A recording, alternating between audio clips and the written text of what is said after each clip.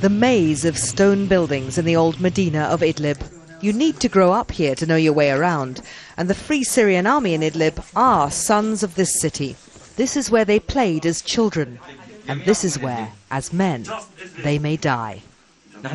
We want the world to understand that we are finished with Bashar. We will put away these weapons. We want to go back to our normal lives. Among Idlib's fighters are engineers, teachers, doctors, lawyers and university students. Are there any foreign fighters from outside of Syria fighting with you? No was the answer. Al-Qaeda? No way. Who's against Al-Qaeda?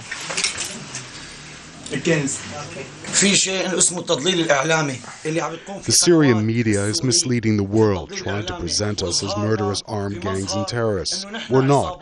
We're a part of this world. We want to lead a decent life and raise our children alongside all our Syrian brothers. Thrown together by an escalating conflict none of them planned for, they told us their weapons were almost all stolen or bought from the regular Syrian army.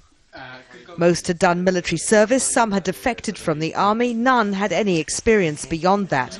A whiteboard on a nearby wall had 7 bullet points. One instructs fighters to conserve scarce and expensive ammunition, not to waste it, firing at tanks.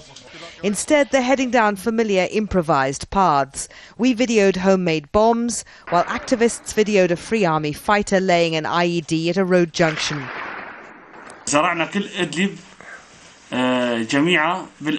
We've planted lots of explosive devices in the ground around Idlib, and we've made homemade cannons and bombs. And there's some new stuff that you'll see soon enough, but I can't go into any detail. Whatever their secret plans for combating the vastly superior Syrian army, it appears at least the first fight for Idlib was a rout. Bombs can't stop flying mortar shells and tank rounds. You can't kill snipers you can't see.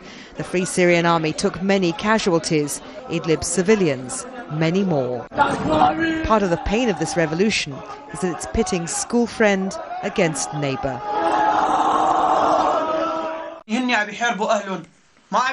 They're killing their own people. Who are these soldiers fighting us?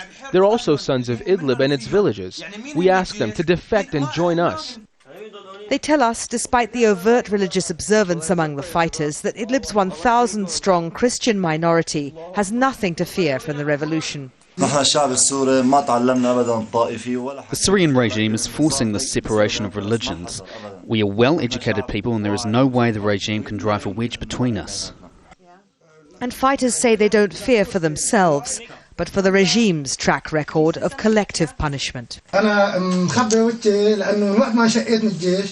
Since I defected from the Syrian army, my family became trapped inside Idlib. They couldn't even go outside their house. That's why I'm covering my face, because if they see my face, they'll kill my family. I will not cover my face, and I'm not afraid of the regime, because I don't recognize the regime anymore. These men, caught between bravado and wanting to be known for who they really are now either in hiding, regrouping for another fight, or already dead. Anita McNaught, Al Jazeera, Idlib City.